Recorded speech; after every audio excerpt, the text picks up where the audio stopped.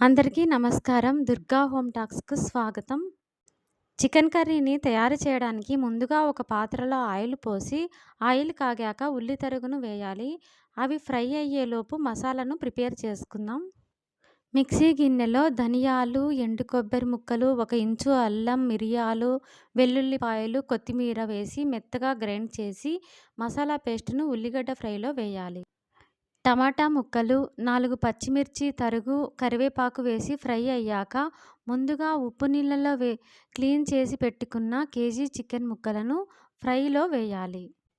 కలుపుకొని ఉడికే వరకు బాగా ఫ్రై చేయాలి. తగినంత కారం, రుచికి సరిపడా ఉప్పు వేసి కలపాలి. సరిపడా నీళ్లు పోసి ఉడకనివ్వాలి. ఈ వీడియో గనక మీకు నచ్చినట్లయితే లైక్ చేసి షేర్ చేయండి. దుర్గా హోమ్ టాక్స్‌ను సబ్స్క్రైబ్ చేసుకోండి ప్లీజ్.